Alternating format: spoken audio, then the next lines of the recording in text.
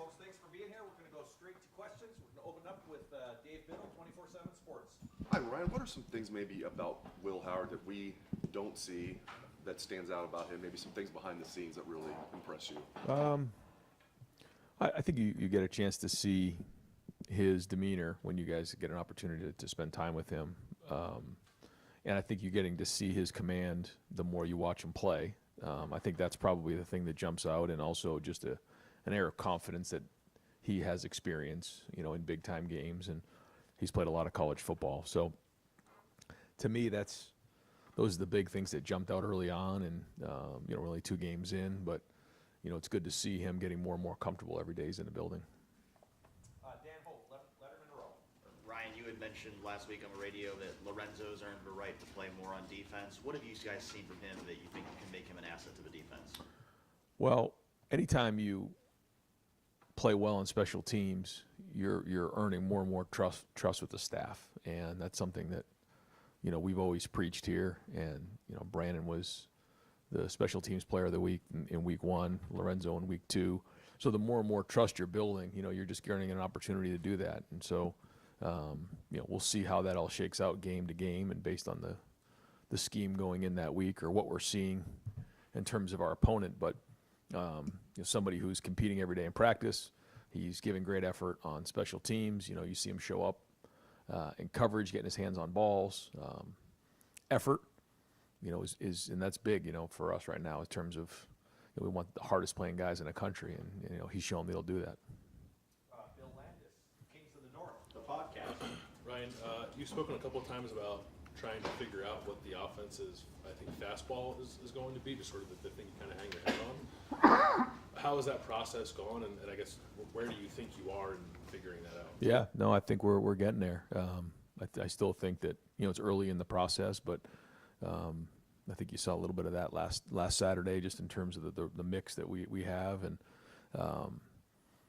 some of the schemes that we're running. Running inside zone, running stretch. Getting the ball in the perimeter, mixing in play action passes. Trying to get the ball into our guys' hands. The mixture of all those things, along with the quarterback run, mixing up tempos. Those type of things. Put stress on the defense, and I think our guys are getting more and more comfortable. We always want to have a combination of zone schemes and gap schemes up front, and we're starting to get there. We're still not where we need to be. We still don't, have a full complement of stuff out there just yet, but we're building towards that right now. But I think at least the balance that we had and the energy we played with a couple weeks ago is what we're looking for. But it's just a starting point. I don't know if frustration is the right word to use in terms of not playing last week, but when you think about that process, is not having a game in the 3rd week of the season any kind of impediment as you try to develop that? I mean, I think it could be, but it's just based on how you approach it. And our approach was that this, it is what it is, and we're going to have to handle it. And so we went out there and we had an improvement week, and I felt like we had 3 hard physical days out there, and got a chance to step away for a couple days and watch some games on Saturday, and kind of asked everybody to do that, get some rest. It gives you good perspective. You get the chance to see some games, see some situational things to learn from, get to see some other teams out there. You're just watching the game, in your living room is a different experience. So I think, our guys got a chance to get some of that. We visited on Sunday, had team meeting, went out there, had our typical Sunday routine. That was good, and now we'll get back here on Tuesday. But, the idea was to get better. I think we did do that last week, and so now we'll get back into game week here. But we tried to keep the same rhythm last week as we rolled through it. Third row right, Stefan Kreisny, Cleveland.com. You talk about Will Howard, kind of how he's gotten more comfortable day by day. Have you kind of seen the same from Quinn Sean from when he came in and kind of learned this offense, and what has he kind of added with his experience in the locker room? Yeah, same. He's learned the offense. I think that there's certain things that we do that's different than where he came from. So learning that was something he jumped into early on. He and Travion have a great relationship. They work hard in that room. I think Carlos has done a good job of building a rapport in that room, and a physicality and a toughness and a mindset. So again, just getting started, but you can see what he can do with the ball in his hands, and the explosiveness and the power he has when he runs, and in protection, I thought he did a good job, picking up a couple things too. So he's growing, he's building, but you can see, what a weapon he is for us when he's out there. All right, Dave Holmes, WSYX. Ryan, you said talking about watching the game Saturday. When you're a college football fan, what's that day look like? I mean, what are we eating? What are we drinking? What are we watching in the games? I mean, is there stuff you're looking for that maybe a regular fan's not? Just what's your bye-week fan experience? Yeah, you get up in the morning, have breakfast with the family and try to spend some time and, with the family the best you can. I talk to our guys about, balance is not an equal distribution of time and energy. It's a building high ground for hard times, and you do that through faith, family, and friends. And so, you got to get around your family and get around your faith and get around your friends a little bit. But we don't have a whole bunch of time for that, so you get that done in the morning, and then the game started at noon. And we all just needed to get off our feet and rest a little bit and kick our feet up. But you watch the games, and now you get a chance to watch multiple games at once. I'm sure a lot of people do that now, and so you bounce from game to game, and you just watch. You watch the coaches, you watch the players, you watch the demeanor, you watch the body types, you watch the situations, you learn from it. It just gives you a great perspective as you don't find yourself in those situations very often, especially early in the season. So, it's something that I think our guys, had an opportunity to do, and we brought up some of those situations on Sunday. Learned from a few of the game situations, in game, end of game, and I think it's just healthy to do that when you have that opportunity. Tony Girdman, Buckeye Huddle. Talking about Will Howard getting more comfortable, how much credit do the receivers in this building get for making him more comfortable? Yeah, it's everybody involved. It's the protection. And that involves the tight ends, the running backs, but obviously the offensive line. That's a big part of it. But the receivers, have a strong hand in creating a comfort level of, if you are man-to-man and you throw it anywhere, kind of this area, I'm going to go make a play, so let me go do that. And then that's really their job is in man-to-man is to get open and catch the ball. And it's Will's job to give him a chance to catch it. And then when you get zone, you have to space out the routes. And then now it's the quarterback's job to work the underneath defenders. Again, the protection's a big part of it, but for a wide out to win versus man-to-man and space it out versus zone, I mean, that's their job. And being strong with the ball in their hands and then also ball security. So all those things play into it. And, these guys have worked hard in the offseason. They worked hard during the preseason, and they continue to work hard to build that chemistry and rapport and timing, and all those things are important. So, it all goes hand in hand. He said that you guys told him if they're pressed one-on-one, they're open, throw it, that sort of thing. Did you have to repeat those things, or were these just one time you tell him and he's good to go? I mean, there's a lot of things that are said multiple times over and over again, and that's what you do as a coach. But all of our quarterbacks, pick things up quickly, and that's important. But those are things that you're continually talking about. And the good thing is when you're about to say it, when it happens on a play, and you're about to say it, and they finish the sentence for you, that's when you know you're on the same page. And we're starting to see some of that. Dylan Davis, Melbourne Gazette. You talked in the preseason about the idea of Caleb Downs potentially playing some offense. Is that still something you're interested in or pursuing, or is that just kind of a break glass in case of emergency kind of thing? I guess how much did James Peoples' emergence and feeling confident in him change maybe your perspective on it? Both. I think right now, we're focused on Caleb being the best safety in America and, doing his job there. He's still working as a punt returner. I don't think we're quite there where we need to, get involved with him in the run game just yet. Not that we won't as the season goes on. But no, and I think, it's been great to see James and good to see Sam get some carries in the game. So, our depth at all positions is going to be, tried this year. So, he'll be an option if need be, but right now we're going to just focus on safety. Jeff Gilbert, Press Bros, third row left. Coach, in terms of special teams, you're more involvement this year with it. You haven't had a close game yet where a special teams play could have hurt you. That's coming. Those games are coming. How much more confident are you in that? Thinking most specifically about punt either way. Yeah, I think every day, meeting on it, talking through it, I feel much more involved with it. I feel like I'm much more in control of it than I was probably in the past, and making sure you have the right guys in the right spots. And so, yeah, I mean, we're going to keep grinding on it every day. We want to get better in every way. We want to grab every inch we can possibly grab, and those, that's a phase that can be critical, as in some of those, some of those situation. So we'll keep grinding on it. I do feel like our staff is fully engaged in it. I feel like our team is. I think they see it, they feel it. All coaches are involved, including myself. So we're not where we need to be, but we are seeing good effort there, and that's a great starting point. Far left, Joe Nugent, WCMH. With Donovan Jackson moving in a good direction the last few weeks, do you know if he'll play Saturday? Yeah, he's ready to roll. As long as we have a good week of practice, he'll be ready to go for Saturday. And Austin Cerebell, what type of value did those last two games provide for him going forward? Yeah, he's going to still play, and we'll figure out how that looks. But he's done a nice job in the first couple games, and for stepping in that spot, I think that's provided us some depth that we didn't know we had going into the preseason. Fifth row right, Cameron T. Robinson, The Athletic. Brian, I think maybe from the outside in the offseason, you lose guys like Tommy and Steele, maybe the depth of linebacker or the uncertainty of just kind of experience with the question. Through 2 games, you've seen that depth grow, that rotation grow. What have you liked about really all 4 of those guys that have really kind of fit, or that whole room that's really fit well together? Again, it's just a start, so I don't really like to summarize where guys are at right now. We got a lot of football to go, but you see what you see in the first couple games. You see a lot of great effort. You see guys running to the ball. You see guys making plays, and that's exciting. And the challenges are going to keep getting more and more difficult as time goes on.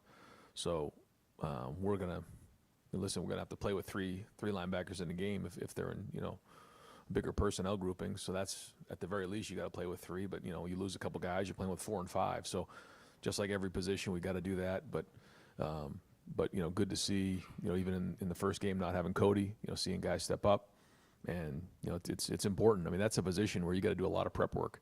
You got to know how to fit the runs, and you got to be involved with the coverages. You got to make the checks. Cody and if Cody's not in there, the Mike linebacker's got the green dot, so he's making all the communication from Jim. So it's a lot of work, and but we're seeing some good play there. We're seeing some good effort. So again, good starting point, but a long way to go. Fifth row left, Noah Weisskopf, The Lantern. Ryan, what have you seen on the Marshall from watching them so far? What do you think? Did they do exceptionally well? Yeah, they have a very good staff. Coach Huff is very well respected, and does a great job in recruiting. Does a good job with his team. Has been a very good coach in college football for a long time, and he's hired a very good staff, a mix of youth and experience, and he gets his guys to play hard. They're athletic. They got a big front, on the defensive side, and they have an identity on offense. They want to spread you out and throw it around a little bit, and mix some runs in. I think he does a very, very good job, and they're going to come in here, and they're going to play open and free, and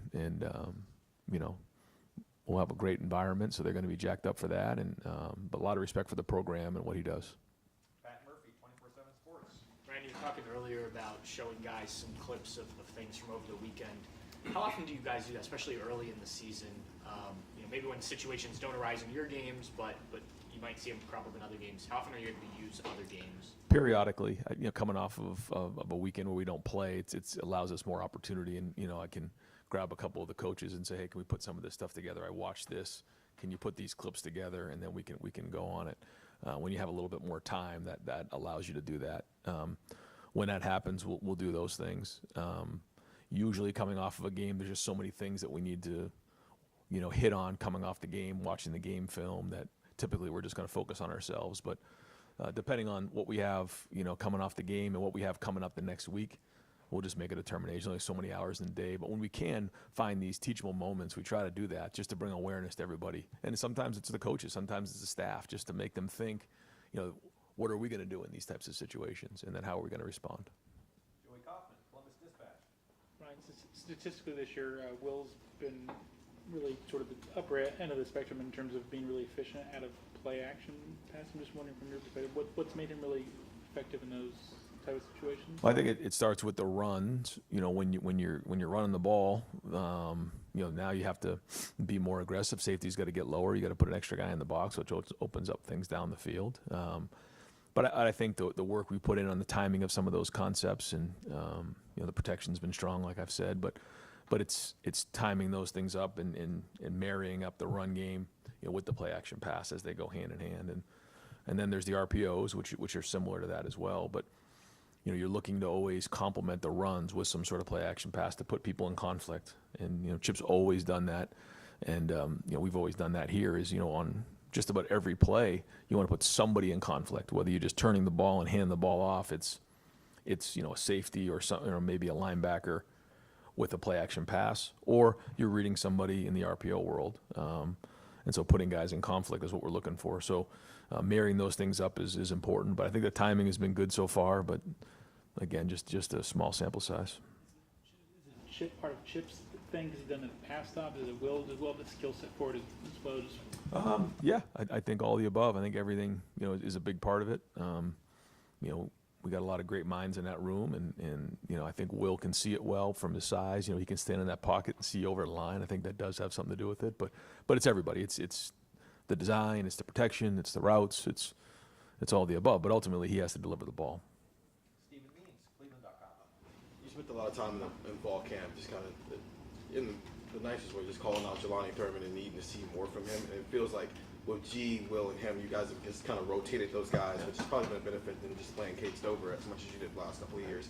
What have you seen from him specifically over the first 2 games that let you know that he's headed in the right direction? I think it's his ability to be coached. We're coaching him really, really hard, and he just keeps playing the next play. He doesn't let the last play affect the next, whether it's a good play or a bad play, and just playing through that.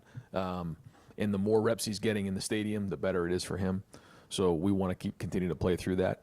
I think his attention to detail has been better. It's improved. I think his focus in meetings has improved. And so every day he puts, stacks these days, the better he's going to be.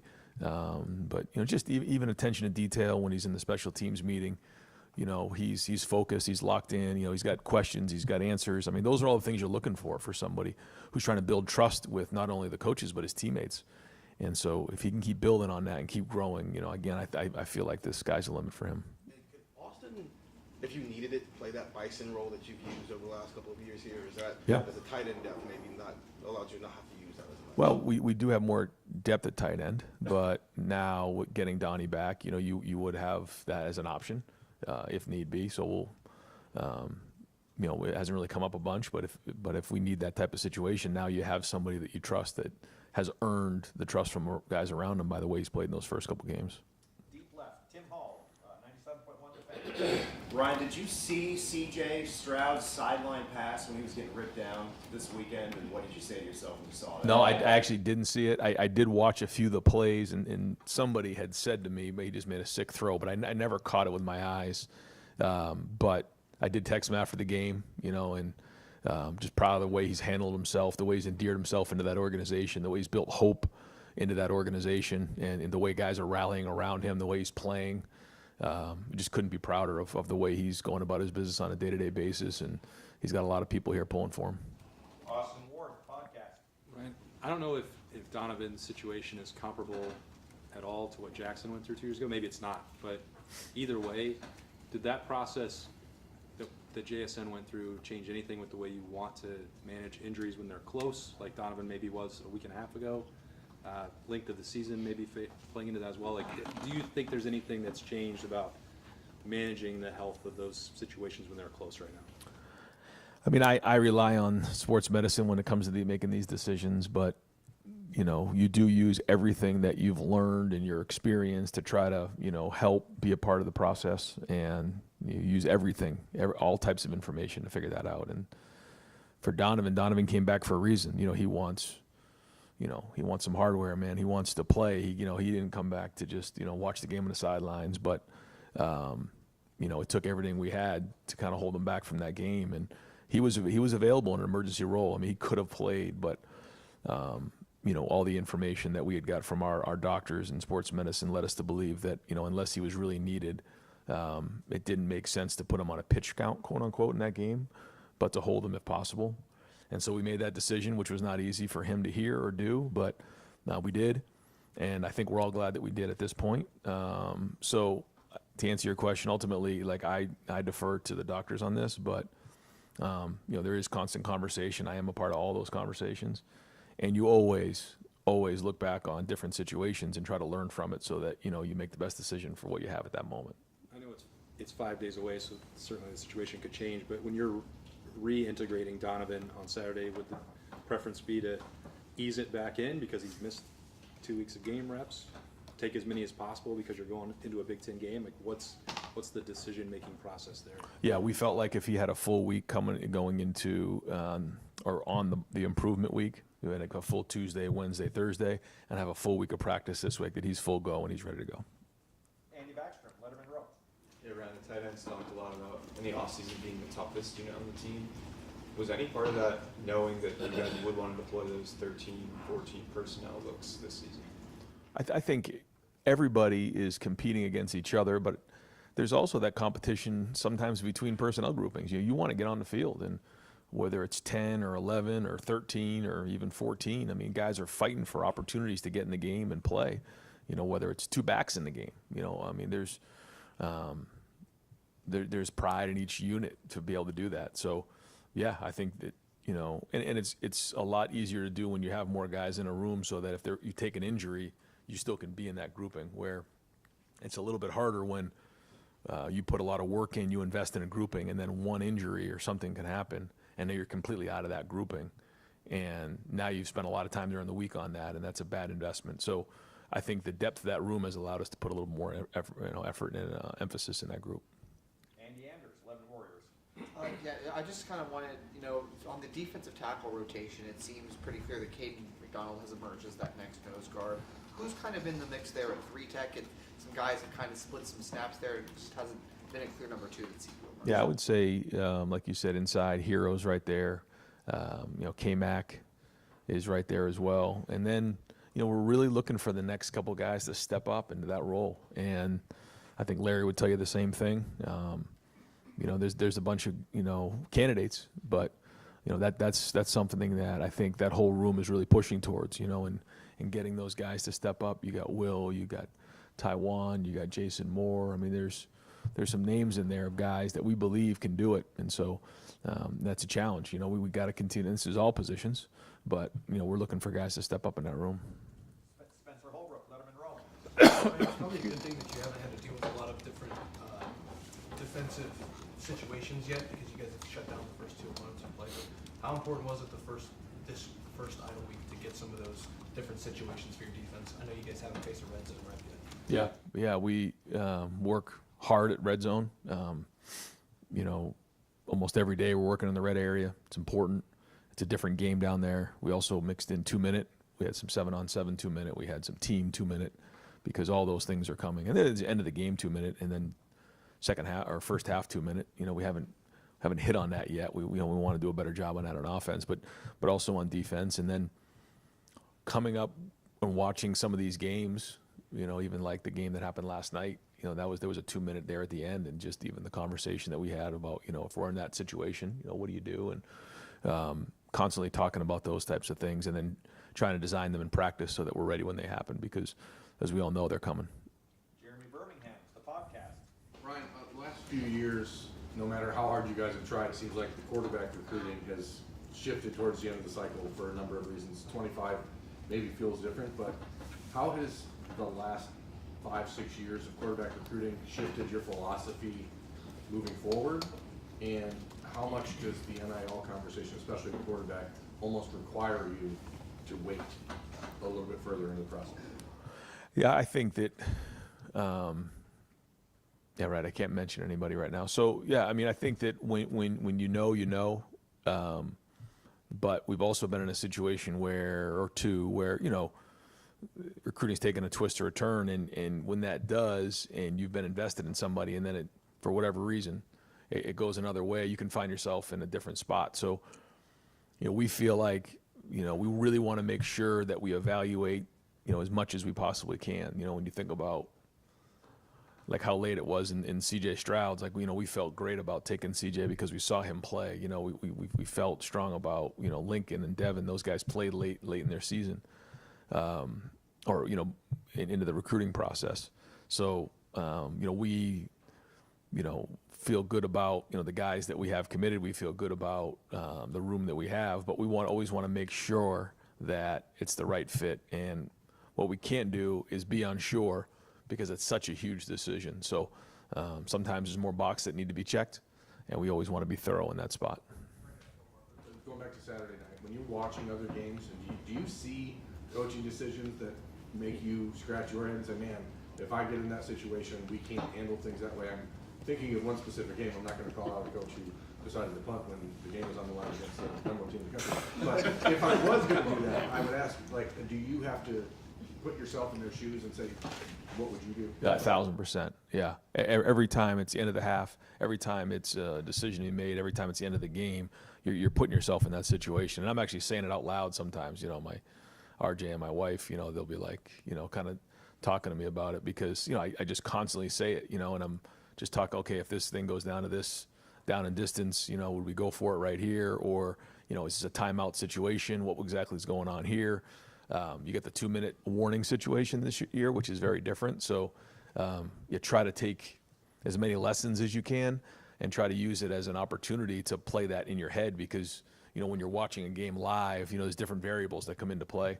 You know, we have, you know, hired a consultant as an analytics group to give us information. And so they'll, you know, give us some of the situations on a week-to-week basis on what happened the week before and then give us feedback on the decisions that we made. So that's been helpful. But yeah, you know, really, when you have an opportunity to watch a game, you're looking at it from that point of view. 6th row left, Jayla Van Horn, the lantern. Coach, a big day for Marvin Harrison Jr. What did you like from him? And obviously, the first game he kind of struggled, but he came back and obviously played really good against the Rams. So what did you like from him? Yeah, Marvin Harrison is a wonderful player, and he's going to have a great career in the NFL. So, you know, after a week or if it was 2 weeks or 3 weeks, you know, you know Marv's going to be a great player in the NFL. He's just such a pro. He's going to translate very well in that league. So I mean, this is just the beginning, what he's able to do.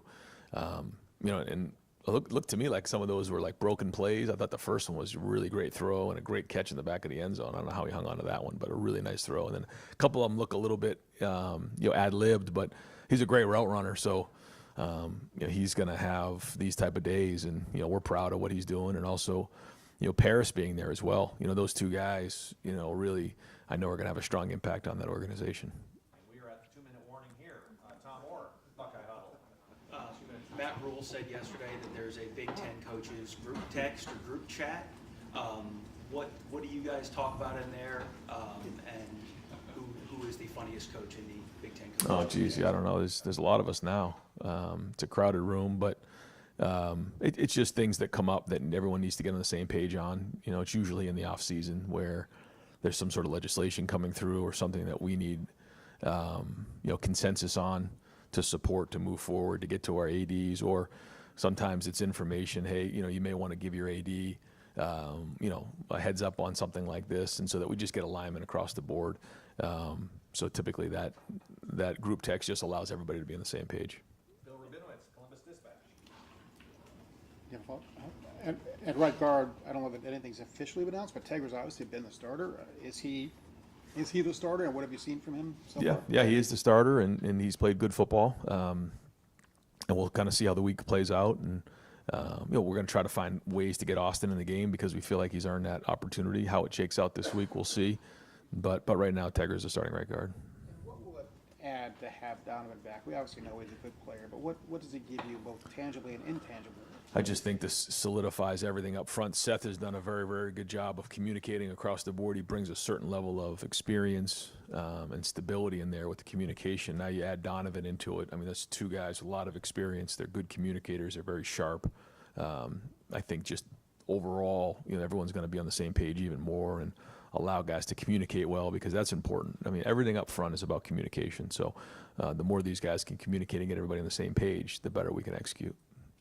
Tim May, Letterman Row. Yeah, just two quickies, Ryan. Number one, speaking about the offensive line, did it make that leap you wanted from first game to second game? And I know everything's always relative based on who you're blocking, you know, so to speak. But do you like the progress there? Did you see a more cohesive unit? Just what'd you see? Yeah, I think we all saw a bunch of guys who played hard. I like the plays where we're finishing, you know, on the touchdown to Jeremiah. You see Josh Simmons like driving a guy out of bounds. You're watching Fryer run down on the one that got called back to Quinshawn, but he's 60 yards down the field chasing guys down. I think guys were playing hard in the game. You know, you see Integra finish guys like 6 and 7 yards down the field and pancake them. Like, that's to me what we're looking for. And also the communication. You know, making sure that we're on the same page, we're all going to the right guys. and trust your technique. I say that also all the time. You're going against Tyleek and Ty every day in practice. Like, trust what you're doing every day in practice. And so the communication was better. It was cleaner. And I thought the effort was very, very good. And so we can build on that. Like you said, it's just the beginning. But I think there's also a certain level of confidence that, we should be continuing to grow on. And the other thing, you watched a lot of football on Saturday. So Wisconsin loses its starting quarterback to a season-ending injury. You saw what that did to their attack. Texas loses Quinn Ewers to an abdominal strain or whatever it was. He looks like he's going to be. But the point is, do alarm bells go off in your head when you're watching that? Or do you go to Chip and go, we got to get these other guys more time, more quality time, because that could happen any moment. I mean, just what's your thinking in that regard? It's the same thing as it was, before watching that on TV. It's we've got to build depth at every position, and obviously that's one. We got 4 guys in the game last Saturday. That was good. You don't know what this week's going to bring. Like, we got to go play Marshall. We got to beat Marshall, and then we'll figure out the rest of it later. And if your focus goes anywhere else, I think that's dangerous. But we're going to get these guys reps in practice, and the more game reps we can get them, the better, because we do know that's going to be important. I mean, I totally agree with you. But there's not much we can do about that right now. Let's go have a great Tuesday. Let's get these guys as many reps as we can, and then we'll kind of, we have an opportunity to get guys in the game. We will. Thanks, man. Yeah, thanks, guys. Okay, we've got Chip Kelly on the way. We're going to go 15 minutes with Chip. Off the old clock. We're going to open it up. Coach, second row right, Stephen Means, Cleveland.com. You've done, I don't think you've done it here yet, but in the past you've often put 2 running backs on the field at the same time. Just what's the pros and cons of using a 2 running back set? Well, the pros are if you have 2 really good ones, it puts a lot of problems on the defense. The other part of it is, can one of those running backs play receiver? Can they line up in the slot? And we believe Trey does. Trey does it a lot, especially when we're in empty sets, and can be a mismatch from that standpoint. The cons are you have 2 running backs in the game at the same time, and what's your depth at the running back position? How many running backs do you have? You always want to try to keep them fresh. I think Carlos has done a really good job of rotating those guys right now. So there's always positives to having 2 on the field at the same time, but there are some negatives in terms of, if they're both going full speed 6, 7 plays in a row, and they both need a breather, then you got to take them out. So it's really depending on what your depth is at the running back spot. Has James given you confidence that you feel like you have that level of depth? Yeah, James has. I think James has done a really nice job in the first 2 games. We were excited about him coming into the first 2 games, but you never know. It's kind of like the old adage of players like a tea bag. You don't know what you get till you put it in hot water. And I think with James, you learn that he's a pretty good football player. So we're excited about his growth and how he continues to pick up what we're doing and what we can put on his shoulders. So that adds to the depth at the running back spot. Front row, Bill Rabinowitz, Columbus Dispatch. Chip, it's the first year that on the field they can use the iPads, obviously in the press box, but how much of an advantage is that? What are you able to do with that you couldn't do in the past? Well, people actually did it in the past, but they always were looking at the scoreboard to try to see the replay. It was funny when we were in the NFL, there were people that said they didn't want to do it, but every coach in the NFL was always like this and watching the replay up there. Now you get to run it back. So I think it's cleaned some things up. Sometimes it takes to halftime before you can make a adjustment because the guys in the booth are trying to communicate that what they saw, because the guys in the booth can obviously see the game better. The guys on the field can feel the game better. So I think it just kind of puts people all on the same page, and I think you can make corrections a lot faster. Was it something where you wondered, why couldn't we do this in the past? Or what was Yeah, you wondered it because they showed the replay in the stadium, but they wouldn't let you have the replay on the sideline. So, it's progress. We're all you can't fight it. We're all moving in different directions. At some point in time, they may actually have videos in their helmets. I don't know, but just whatever the rules are, we're going to adapt to them. So. Tim May, front row right, Letterman row. I like a teabag line. I asked Ryan this, wanted to ask you just two quickies. Number one, how important is it to somehow or another, based on what you saw Saturday, Ewers leaving the game, Wisconsin losing a starting quarterback, to have a competent backup that you feel real good about, and how do you generate that? And then number two, do you feel much better about your offensive line today than you did 2 weeks ago from the standpoint of how it played in your last game, and progress, et cetera. Two drastically different questions right there. So, I think will it?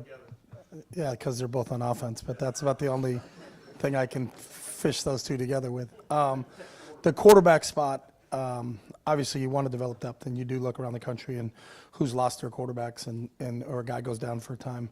But the other part of that is, it's not like Will's been here for 5 years. Will's played football for 5 years, so he needs as many reps as he can in Ohio State's offense. So you're in that fine line of how many reps do we get Will of live game speed in a stadium where it's real. It's the toughest position to play because you can't practice it the way you play it. What I mean by that, and I don't care at what level it is, quarterbacks don't get hit in practice, but quarterbacks get hit in games. So it's a different game for a quarterback when it's live. So to try to balance how many reps does Will need to continue to get better and continue to grow is, we finish our last out-of-conference game here against Marshall and then head into conference play. Do we feel like he's got enough under his belt so that when those situations come up in a game that he's experienced it already as an Ohio State player? I know he has as a Kansas State player, but not. But you also need to develop your quarterbacks because, we always say you're a chin strap away from playing. If you get your helmet knocked off on the field of play, you're out for at least one play, so someone's got to go in the game. So that's a fine line, and you always have to continue to try to walk it. But we hope that, I think Devin and Julian did a nice job when they were in. Lincoln got 3 snaps, but it was really late in the game, and that was more handoffs than anything else. But, we'll see how that continues to go. But you do have to have 2 quarterbacks, and, especially when you're going to play such a long season. If you're going to play a 16, 17-game season, at some point in time, one of those guys is going to be called upon during a critical time, and you hope that they get enough reps under their belt that they feel comfortable when they go in there. And then, he may have 3 or 4 more after us, but the offensive line, I think they made pretty good strides from game 1 to game 2, more from a communication standpoint of being on the same page.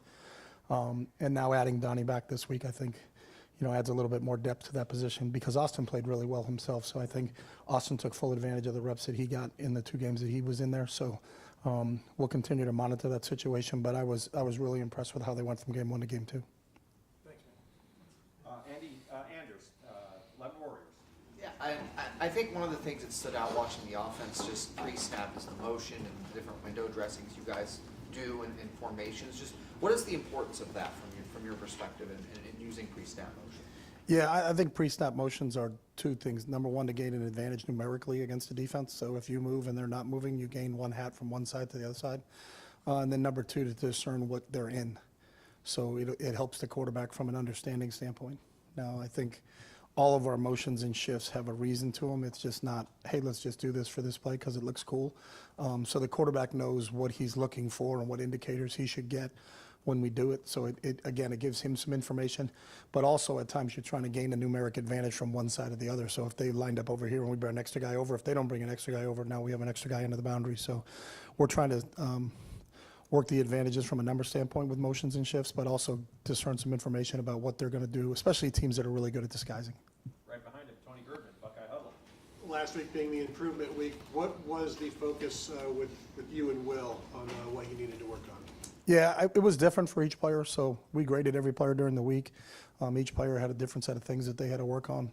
Will, there were some real technical things from a fundamental standpoint that as we continued to drill and play action pass and demeanor and what his fundamental footwork is going to be on those plays, some of it was just recognizing pre-snap indicators of, where is the free safety and is he discerning, can you discern from where his alignment is, what the coverage is going to be pre-snap before we get to post-snap situations. So Will continues to grow every day. That's one thing I love about him. He's a lifelong learner. He comes in here every day really hungry about how do I get a little bit better every day. And I think last week he did improve from Tuesday, Wednesday, and Thursday in training sessions.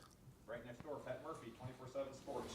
I'm sure you were at least aware of Quinshon before you got here and started working with him, but maybe where has he surprised you as a running back, and what have you learned about him? I know it's still early on. Yeah, I had just really watched highlights of him, in terms of what he did at Ole Miss.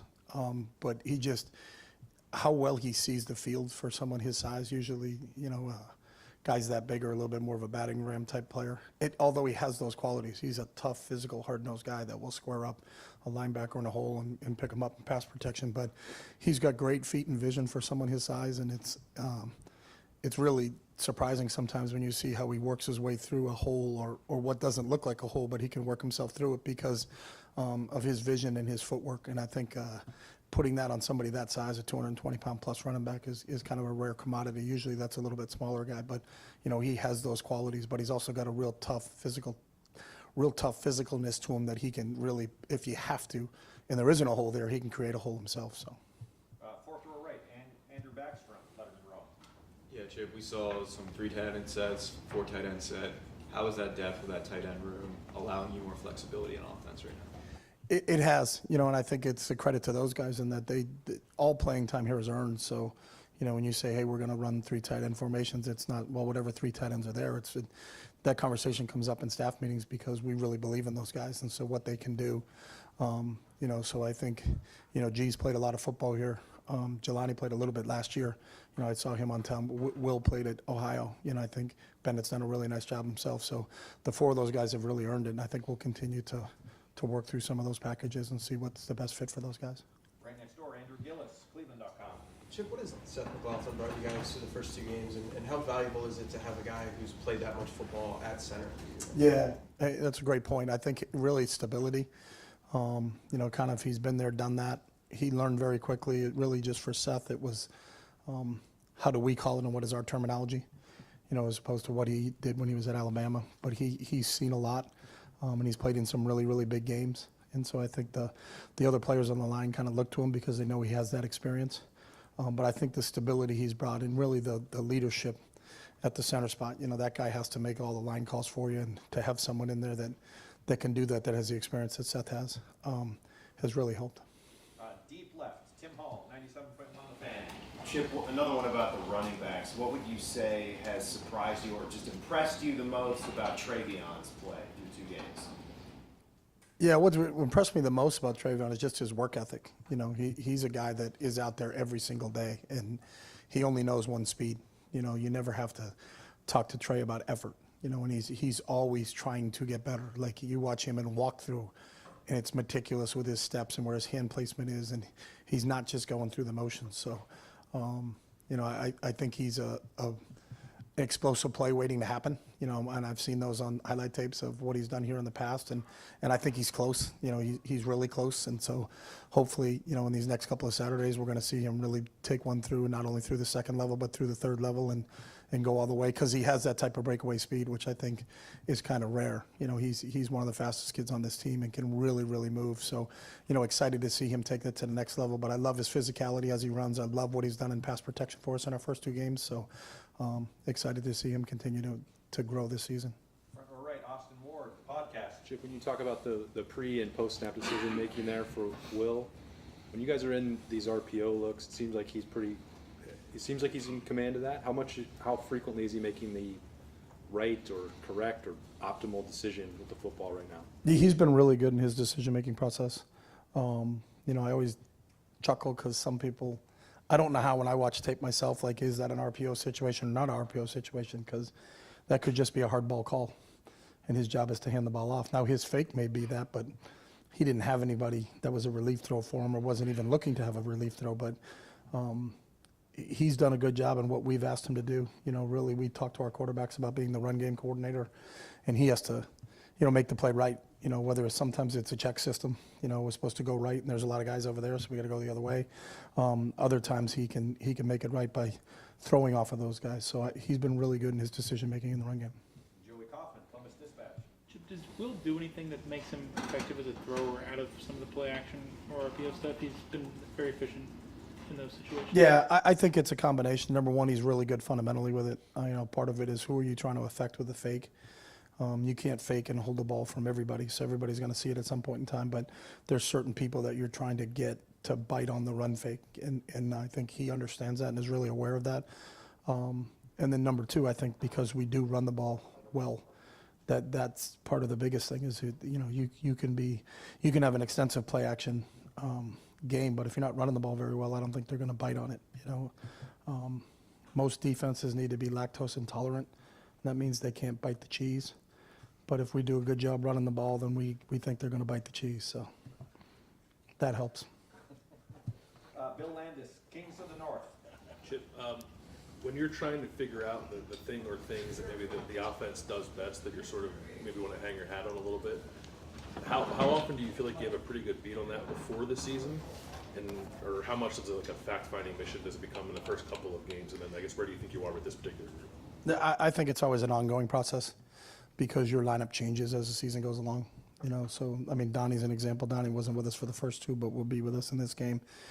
So where is our strength as we add Donnie to the lineup?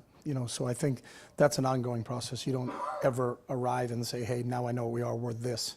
Because that can change drastically, with a sprained ankle or something where you're going to have to adapt and improvise as the week goes on. And then obviously the other thing, the biggest factor in that too is what changes is what are you facing defensively, and so is how they deploy their 11 drastically different than how the team the week before did. So may say, hey man, you guys really ran the ball well against this team.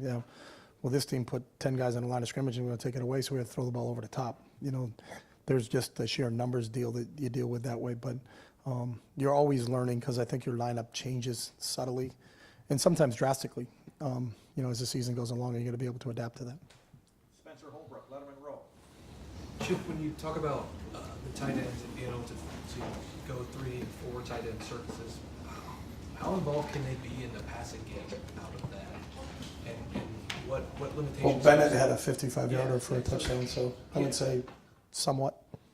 I'm trying to lead into like the pros and cons of going into those bigger sets. Yeah. Being able to. No, that's a great point. There are pros and cons. The more surfaces you build and the tighter they are to the football, then the less you can technically stretch the field. But I still think there are plays that can come out of those sets because the mindset of the defense when those guys come into the game should be they're going to run the ball. And I would say percentage-wise, we're probably going to run the ball more than we're going to throw the ball in those formations.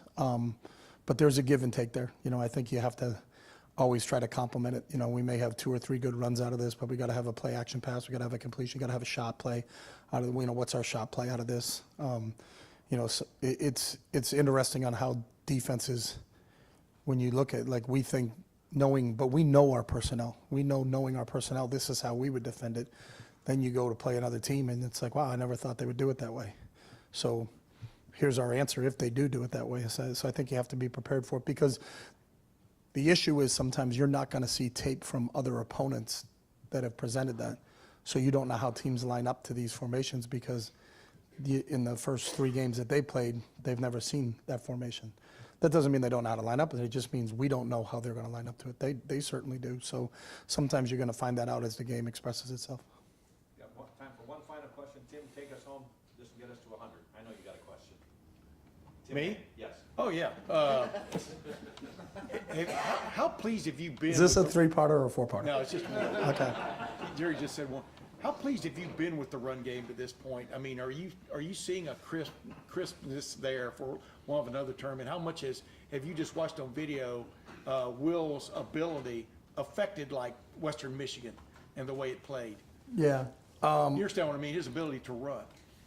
Yes, and he is a factor in the run game. So him carrying out fakes or the ability to carry out fakes, I think people have to respect that because you can look at what he did at Kansas State and say, hey, this kid, when he has the ball in his hands, can do some different things. And I think a lot of times there have been plays that we've called to see if Will can run the ball, but they've sat on him, so then he hands the ball off. So I think he's made some good decisions from that standpoint. So we're pleased.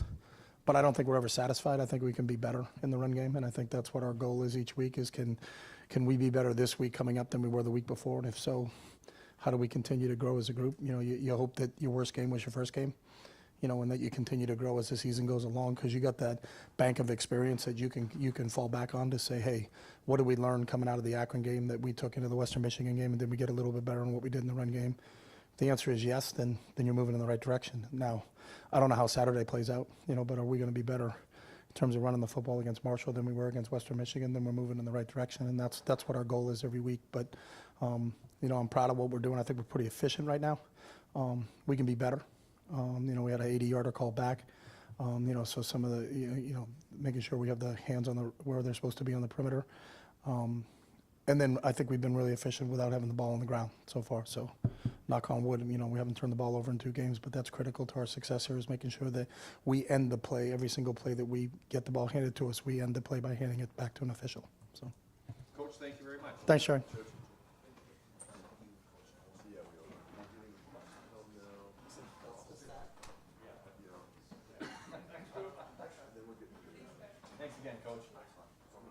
we'll have Will Howard up here momentarily.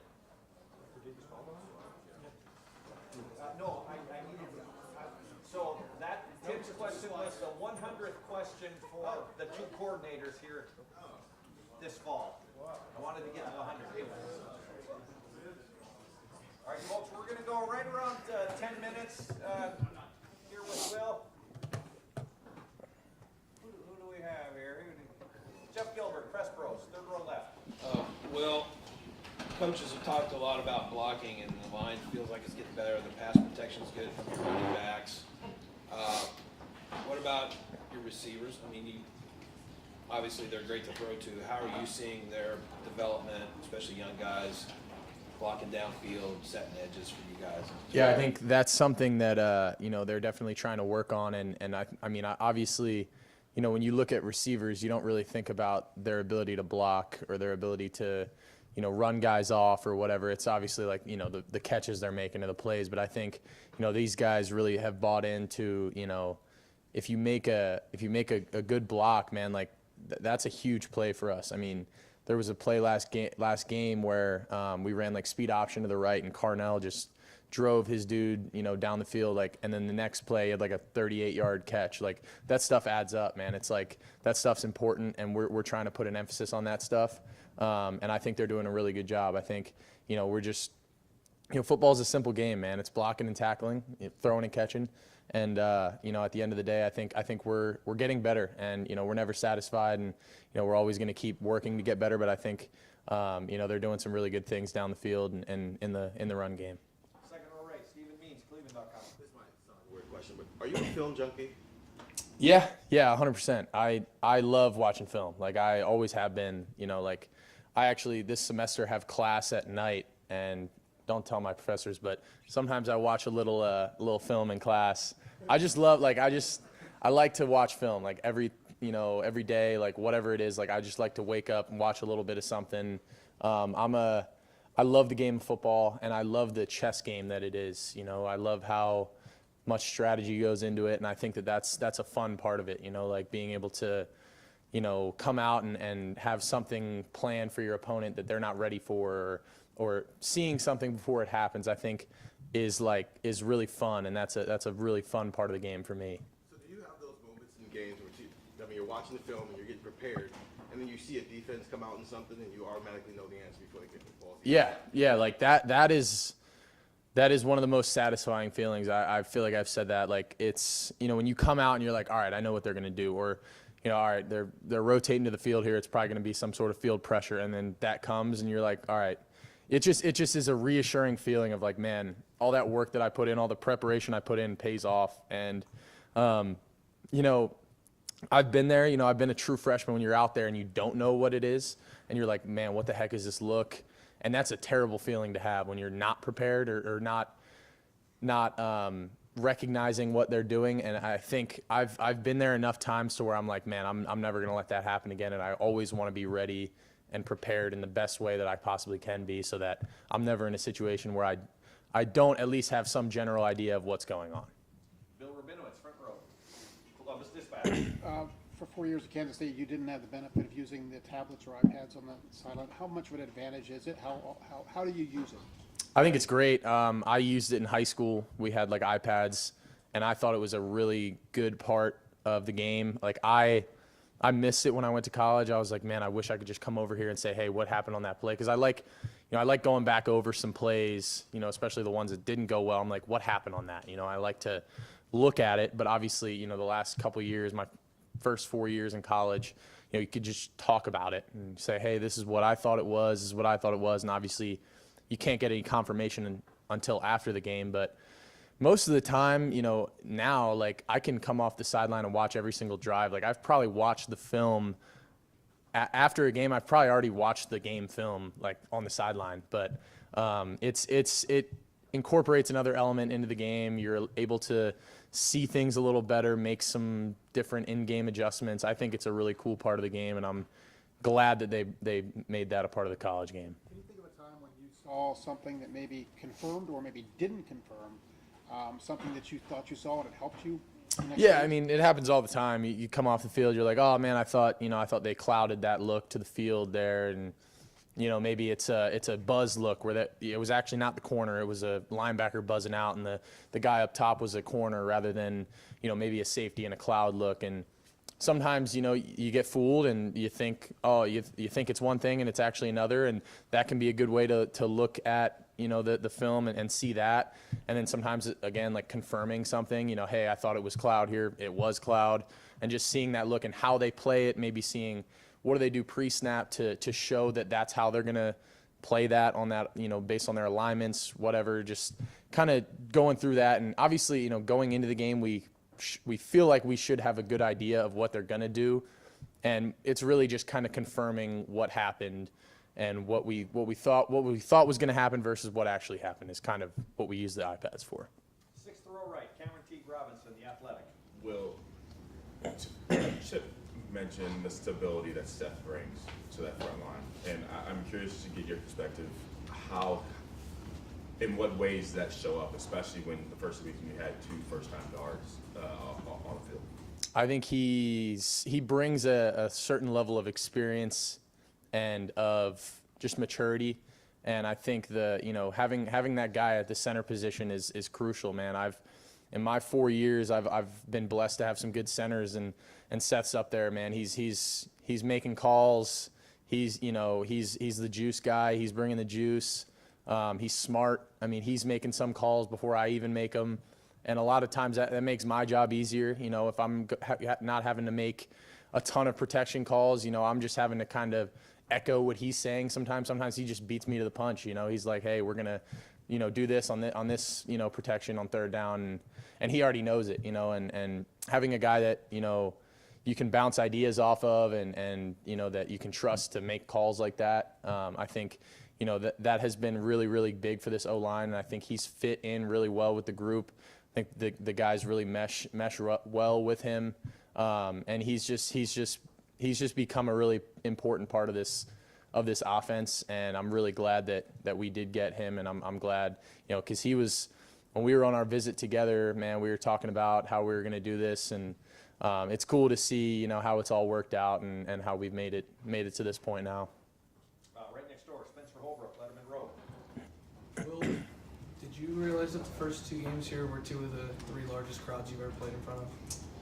Didn't know that until you just said that. That's pretty cool. Is there any nerves those first 2 games, and do you feel like you're settled into every aspect of everything now that you've been in the shoe, not just once, but now you've done it twice, you have the routine, things like that before you guys get into Big Ten play? Yeah, I'm definitely settled in more. It feels right. It feels like home. I know I said the first game felt like a little bit like an away game and all that, but I'm settled in now. This is what we do. I get the routine. I get the game week, what it looks like. And obviously it's cool, man. I've played in front of big crowds. I've obviously this is 2 of the bigger crowds I've played in front of, but I've played in the games, so I wouldn't say it's necessarily super nerve-wracking. I've been there. I don't get super nervous anymore. I try to just appreciate it and accept it for what it is, and just say, man, I only have 1 year here. I'm gonna appreciate every moment I have out on that field, playing in front of these fans. It's a blessing, and I'm just trying to take it one day at a time and not let any moment pass me by, because it's a pretty cool opportunity I have and that we have as a team this year. And I think we have a really special group, and we want to just soak in every last minute we can and make the most out of this season. Front row right, Austin Ward, podcast. Chip pointed out that I have no idea if you actually have an RPO play called, because I'm not a coordinator or a quarterback. I'm just watching the game. When you've had an option on a play, how often are you making the optimal or best decision so far? I feel pretty good about how I've done with my decisions in the run game and in the RPO game. That's the point of an RPO sometimes, is that you shouldn't know whether it's a designed run or whether we have a pass off of it. The casual fan probably doesn't really understand that, and that's kind of how it should be. It should look like just a pass if it's an RPO and I pull it and throw it. And it's just the being able to keep the rhythm of it and making the right decisions. It's pretty clear when I make a bad decision on an RPO, but you don't really see it when it's a good decision, which is a good thing. So I think I've done well with it. You know, I think it's something that we need to continue to work on and work through. And as long as I can, you know, just keep us on schedule and not force things, make the right decisions with the football. You know, with the guys that we have, just let them do the rest. And you know, we've been blocking really well. I think, you know, the running backs have been doing a good job, and the receivers are obviously going to get open. So, you know, for me, it's just taking what the defense gives me, and you know, not trying to do too much and make the perfect play, but just, you know, make things right. And final question, Tim May, Yeah. Letterman Ross. Yeah, I like that fake to air on one play last week. How much is your responsibility as a starting quarterback? You were this way at Kansas State. You had Avery Johnson coming along, and here you've got two guys who haven't played very much.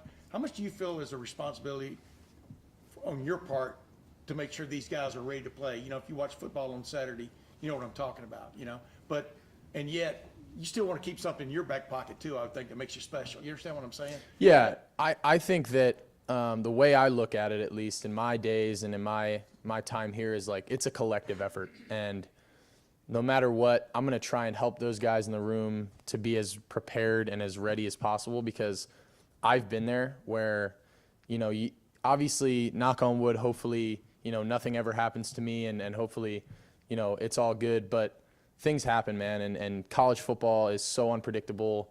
You know, you always have to be ready, and that's what we like to hang our hat on around here is, you know, competitive excellence and, you know, being ready when your number's called. And, you know, I think that we just have such a good quarterback room that, you know, just dudes that I just like being around.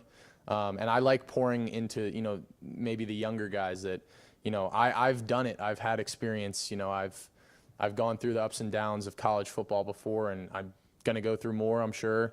But, you know, in imposing as much knowledge as, you know, that I have and that I can on these younger guys in the room, because, you know, it's a cycle, you know, and they're going to be next, and they're going to go through things. And, you know, there are things that I wish people told me before they happen to me. And, you know, I just want to help these guys as much as I can, just because we have such a good relationship, and we're all in this thing together. And, you know, I know there's, you know, 5, 6 of us in the room, but, you know, there's only one quarterback on the field at one time, but we're all in this for the same reason. You know, we're all here to win a national championship and, you know, hoist that trophy up at the end of the year. And I think that's the thing that's most important. So we're all pushing each other to get better every single day. And, you know, we're just trying to develop each other and just be the best team that we can right now and for the future going forward. We've got time for one final question. Joey Kaufman, Columbus Dispatch. Will, you've been really efficient throwing off play actions in some of the RPOs. Is there something about you like about those situations that you feel suits your skill set, or just why do you think you? Yeah, I think you know, the system that we have makes it easy for me, because, you know, if I don't have the run, if I don't have the pass, then, you know, we can just give it and we can run the ball. And, you know, there's some different things that you can do with the RPO game where, you know, you're not necessarily just throwing the ball every play, or you're not necessarily, you know, throwing the ball into tight windows. You're more taking it as it comes. You know, if someone blitzes and, you know, a 7th guy adds to the box, then that's when we're kicking it out to a, you know, to a good numbers advantage outside. You know, it's little things like that you know, we're just trying to take advantage of our numbers battles and, you know, play the numbers game with them. And, you know, every play is different, and I can't give too broad of a statement on it, because there's so many different RPOs, different plays that we have, and every play is different in its own way. But, you know, I think the way that our run game and our pass game complement each other makes it pretty easy for me to just dish the ball around and not have to force things. Well, thank you very much. All right, thank you guys. Appreciate it.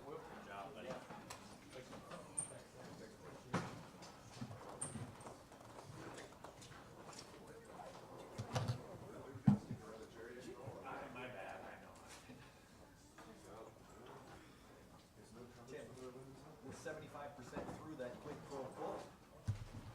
Chicken on the hill, Will. Did you make a big mess when you come? Say that again. Did you make a big mess? No, it was clean. I'm gonna spray that stain remover thing. It worked. You know what I'm talking about? All right.